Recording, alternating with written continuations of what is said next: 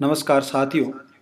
आज हम नव संस्थावाद के दूसरे स्वरूप अथवा दूसरे वर्जन की परिचर्चा करेंगे, जिस वर्जन का शीर्षक आपके सामने प्रस्तुत है और उसका नाम है ऐतिहासिक नव संस्थावाद। ऐतिहासिक नव संस्थावाद, जिसे हम इतिहास की विरासत के रूप में अभिव्यक्त कर सकते हैं, अर्थात नव संस्थावाद का वह रूपांतरित स्वरूप अथवा वह मुख्य प्रकार जो सर्वप्रथम राजनीति विज्ञान अनुशासन के अंतर्गत उदित हुआ।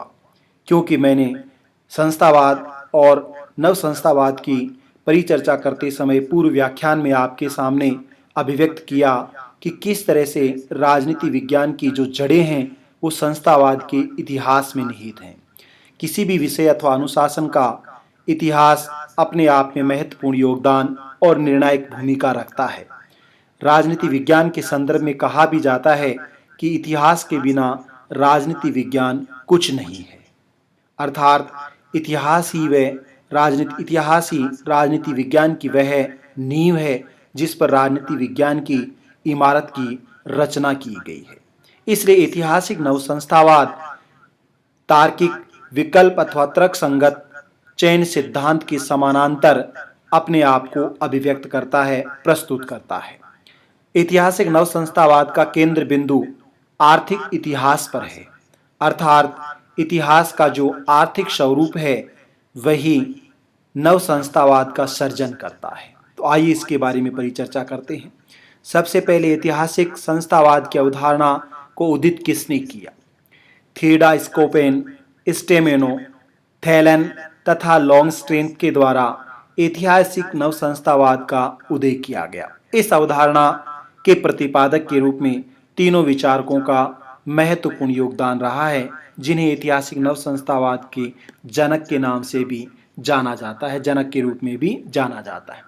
तीनों ही विचारकों की मान्यता है कि उनका जो ऐतिहासिक नवसंस्थावाद है वह ऐतिहासिक नवसंस्थावाद आर्थिक इतिहासवाद अथवा आर्थिक संस्थावाद के समानांतर है। ऐतिहासिक नवसंस्थावाद इस बात पर बल देता है कि किस तरह से किसी राजनीतिक संगठन, राज्य अथवा संस्था के अंतर्गत प्राचीन काल में उसकी आर्थिक नीति के संदर्भ में अथवा नीति इतिहास के संदर्भ में जो निर्णय लिए गए हैं वो ही निर्णय किसी संस्था के को समझने में, उस संस्था के स्वरूप को समझने में और उस संस्था की नवीन कार्य प्रणाली को समझने में निर्णायक भूमिका रखते हैं। उन आर्थिक कारकों के द्वारा, आर्थिक क्रियाओं के द्वारा ही किसी राजनीतिक संस्था अथवा राजनीतिक संगठन के अंतर्गत व्यक्तिगत रूप से और सामूहिक रूप से अभिकर्ताओं के रूप में कार्य करने वाली इकाइयों के व्यवहार को समझना आसान होता है। संस्थावाद, जो कि राजनीति विज्ञान में उदित होने वाला नव संस्थावाद का प्रथम रूपांतरण था। नव संस्थावाद के प्रतिपादकों अथवा संस्थापकों का मानना है कि यह सिद्धांत पथ निर्भरता की अवधारणा पर अथवा लक्ष्य पर संचालित होता है, अर्थात किसी भी राज्य रूपी संगठन अथवा संस्था के या संगठन के द्वारा अपने उद्देश्यों, लक्ष्यों को प्राप्त करने के लिए एक पथ का निर्धारण किया जाता है, जिसे डेवलपमेंट पथ अथवा विकास का पथ या रास्ता या माध्यम कहा जाता है। विकास के इस रास्ते, माध्यम या पथ पर चलकर ही कोई संस्था अथवा संगठन अपने लक्ष्यों और उद्देश्यों को प्राप्त करता है।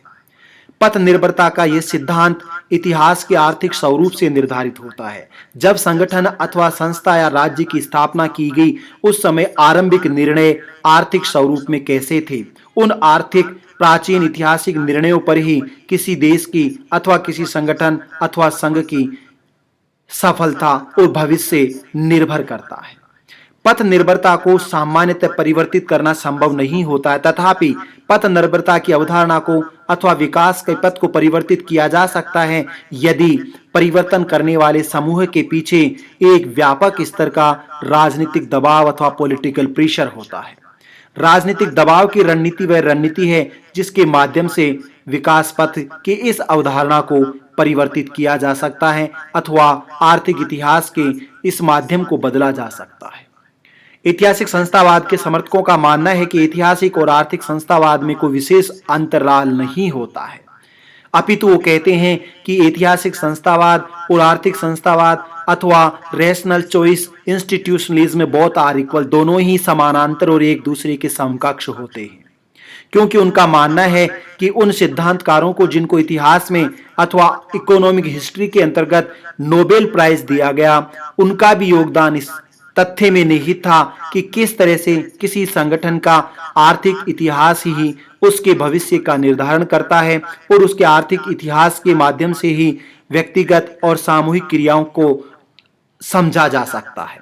तर्कसंगत विकल्प या आर्थिक संस्थावाद के स्वरूप में अथवा डगलस नॉर्थ को जो नोबेल प्राइज दिया गया उसके स्वरूप में अथवा आर्थिक इतिहास की धारणा के स्वरूप में इन विचारकों की मान्यता है कि डगलस नॉर्थ को जो अर्थशास्त्र के साहित्य में अर्थशास्त्र के क्षेत्र में नोबेल पुरस्कार दिया गया, वह नोबेल पुरस्कार आर्थिक स्वरूप में नहीं दिया गया अपितु आर्थिक इतिहास के योगदान के कारण दिया गया है।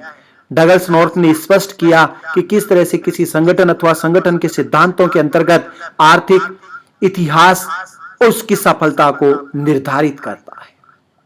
इसी अवधारणा का समर्थन पीटर हॉल के द्वारा 1990 के दशक में किया गया। पीटर हॉल, जो कि ऐतिहासिक संस्थावाद सिद्धांत के प्रमुख समर्थकों में से एक हैं, उनका मानना है कि आर्थिक विकास की नीति का हमें तुलनात्मक अध्ययन करना चाहिए।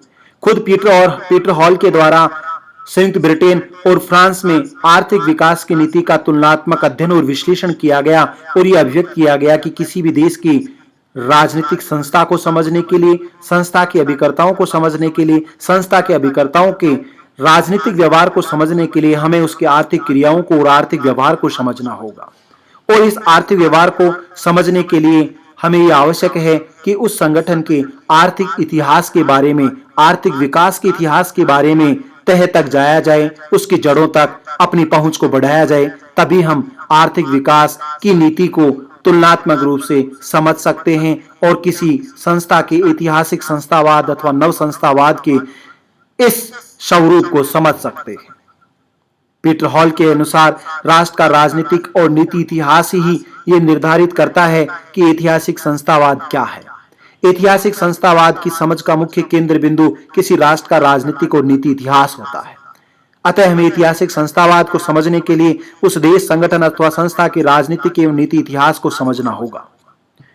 यदि इस बात पर हम गौर करें तो पीटर हॉल कहते हैं कि दुनिया की तमाम इंडस्ट्रियलाइज्ड डेमोक्रेसी का अगर हम अध्ययन करते हैं तो हमें पता चलता है कि वह वास्तव में लोकतंत्र जो हमें दिखाई देता है वह राजनीतिक लोकतंत्र इसलिए है क्योंकि उसके औद्योगिक लोकतंत्र के आधार पर ही राजनीतिक लोकतंत्र का निर्माण हुआ है। उसका पॉलिटिकल डेमोक्रेसी का जो स्ट्रक्चर है वह इंडस्ट्रियल डेमोक्रेसी के ऊपर डिपेंड करता है। वह इसलिए सफल लोकतंत्र बना हुआ है, सफल राजनीतिक लोकतंत्र बना हुआ है क्योंकि उसने औद्योगिक लोकतंत्र की सफलता के स्वरूप को अर्जित किया है और उसके ऐतिहासिक स्वरूप में, औद्योगिक लोकतंत्र के स्वरूप में आर्थिक निर्णय लिए गए थे। समाजशास्त्रियों की अवधारणा में यदि ऐसा ऐतिहासिक संस्थावाद को समझना है तो असाधन या तलछट की समाजशास्त्रीय अवधारणा को हमें समझना होगा। अवसाधन या तलछट की समाजशास्त्रीय अवधारणा का मतलब है कि कोई भी निर्णय बूंद बूंद के स्वरूप में जाकर जमा होता है। जो हमें आज सफलता अथवा किसी संगठन का उच्चतम स्वरूप दिखाई देता वो इसलिए है क्योंकि इतिहास से बूंद बूंद आर्थिक निर्णयों में अब जाकर जमा हुई है, तब हम ऐतिहासिक नव संस्थावाद के उच्चतम स्वरूप को समझ पाते हैं। यह अवसाधन या तलछट की समाजशास्त्रीय अवधारणा है। पियर्सन, जो कि ऐतिहासिक नवसंस्थावाद के मुख्य समर्थकों में से एक हैं, उनका यह मानना है कि यदि हमें अंतर्राष्ट्रीय स्तर पर ऐतिहासिक संस्थावाद को समझना है तो हमें यूरोपियन संस्थावाद या यूरोपियन संघ की संस्थाईकरण की नीति को समझना होगा।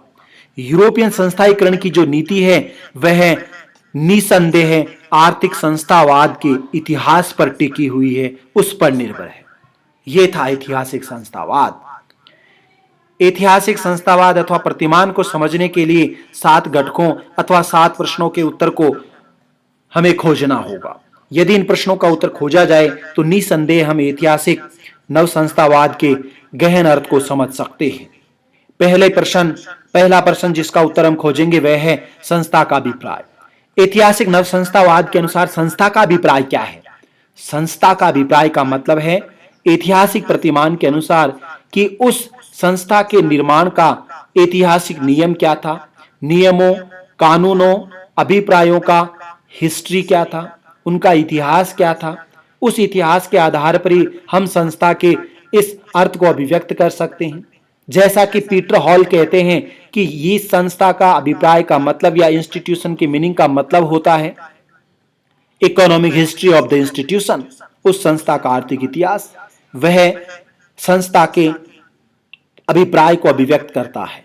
पीटर हॉल ये कहते हैं कि निसंदेह आर्थिक क्रियाएं किसी संस्था के अर्थ को अभिव्यक्त करती है। दूसरा प्रश्न है संस्था की संरचना का सर्जन। ऐतिहासिक प्रतिमान के समर्थकों के अनुसार किसी भी संस्था का सर्जन उसके आर्थिक इतिहास पर निर्भर करता है। ये मानते हैं कि संस्था का सर्जन तब होता है जब किसी विचार का उद्गम होता है, जब किसी विचार का उदय होता है और उस आर्थिक विचार को स्वीकार कर लिया जाता है तो एक नई संस्था का निर्माण होता है। इसीलिए वर्तमान राज्य रूपी संस्थाओं का इतिहास हम देखते हैं तो आर्थिक इतिहास तय करता है कि वो औद्योगिक लोकतंत्र पर राजनीतिक लोकतंत्र सर्जित हुए। संस्थागत परिवर्तन। संस्थागत परिवर्तन, जैसा कि पहले पीपीटी में व्यक्त किया गया कि संस्थागत परिवर्तन जो निसंदेह डिपेंडेंसी गोल होता है, डिपेंडेंसी एस्पेक्ट होता है, उस निर्भरता पथ को खोजने के लिए जिस पर विकास की रणनीति निर्भर करती है, हमें राजनीतिक दबाव का सहारा लेना होगा। अर्थात ऐतिहासिक संस्थावादियों के अनुसार संस्थागत परिवर्तन के प्रश्न का उत्तर है अनुकूलता। राजनीतिक दबाव के अनुसार अपने आप को बदल लेना ही संस्थागत परिवर्तन है।